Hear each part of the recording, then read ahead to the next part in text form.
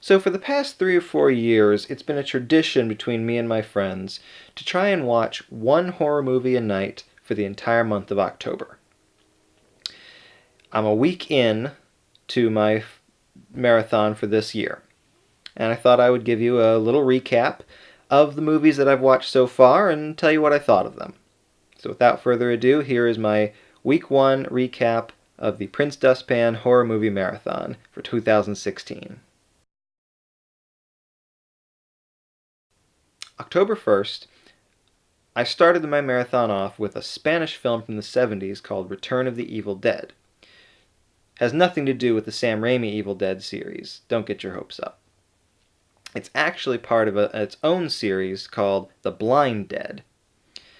It's about a group of the Knights Templar that were blinded and executed by irate peasants. And 100 years later, they come back to seek revenge. Not as zombies, they're skeletons. Full-on skeletons in Masonic robes. Honestly, this was the first night of the marathon. It was a busy, busy day for me. I had no time. This movie bored me, and I promptly fell asleep. So, moving on.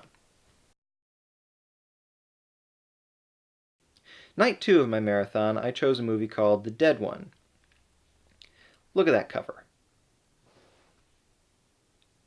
It looks like it would be a at least decent horror movie. No. It's a comic book movie. It wasn't bad, but not what I was expecting. Although, honestly, I don't know what I was expecting. It's Fez as the Crow. Basically what it was.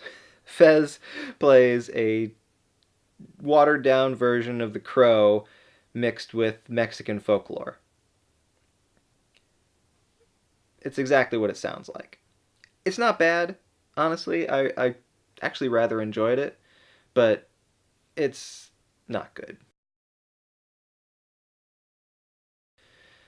For day 3, I found a movie on this disc. Picked this up at Goodwill. It's got a bunch of different movies on it, $5. Found a movie on here called The Unholy. I was in the mood for something satanic, I suppose. I don't know. This is a movie that was written in the 70s to cash in on the success of movies like The Exorcist and The Omen. But for one reason or another, it never got released until 1988. And it shows.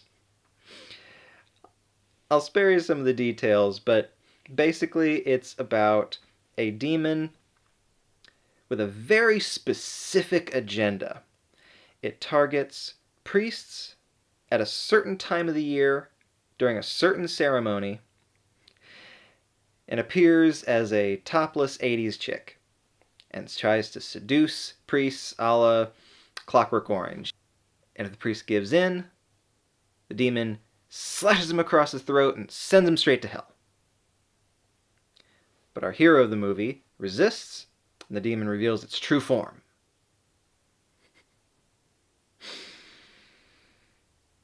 This is one of those movies that's fairly boring and slow-moving throughout the whole thing, and then just goes off the rails in the last minutes. If nothing else, check this movie out just for the ending. There's a demon dog that attempts to give a priest a blowjob. I'm not kidding.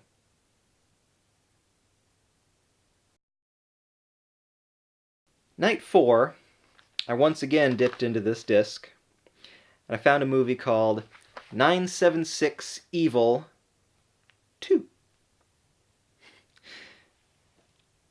This has probably been one of my favorites so far this week. This whole marathon. You know, I might rank it later on in the month, but for right now, this is definitely one of my favorites. It's a pretty standard supernatural slasher from the 80s. I know those words standard and never mind. But it is. It's interesting. It's got some neat kills. The central premise is about a guy who uses astral projection as a way of committing murders while currently incarcerated. It works. It's a fun picture. Got some really clever and unique ways of killing people, and it has what I would say is the greatest death scene I have ever seen in one of these movies. Check it out, if only for this. Death by It's a Wonderful Night of the Living Dead. And if that doesn't make any sense to you, watch it. You won't regret it.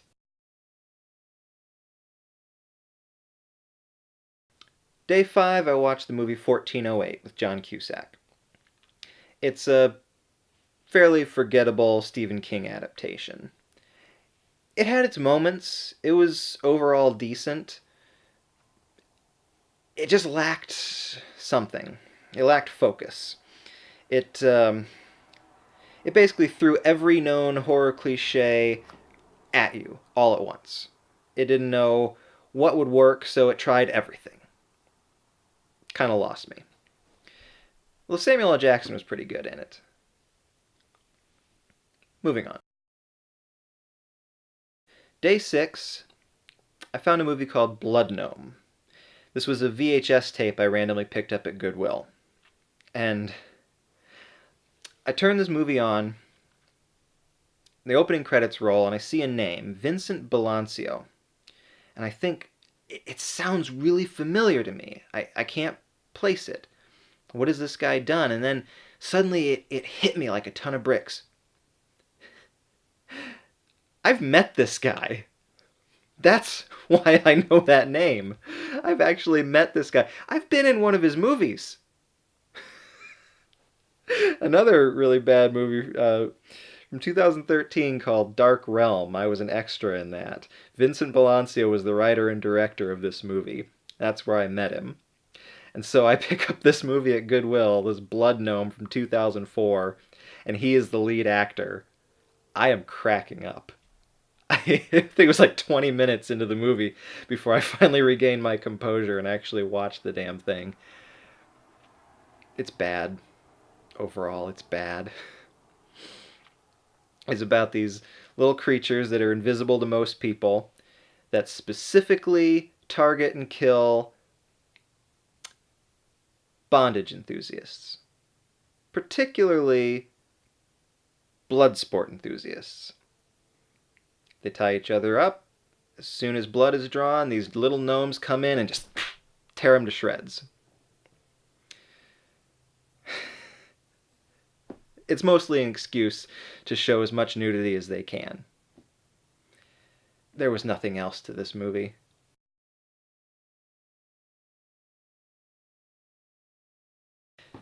And finally, for day 7, I found a movie called The Unborn from 1991. This is, well, it started out sort of like a Rosemary's Baby clone. Rosemary's Baby with a sci-fi edge to it. This is another case of a fairly boring movie that just goes batshit insane in the last 10 minutes. I really enjoyed this one, and I highly recommend it just for that ending. I don't even know where to begin with this one. I may need to do an entire episode just on this, because it needs to be seen. It needs to be known about this movie. A geneticist poses as an OBGYN so that he can create a race of superhumans. The new master race. And these mutant fetuses destroy their host mothers from the inside out and are super strong and super intelligent from birth.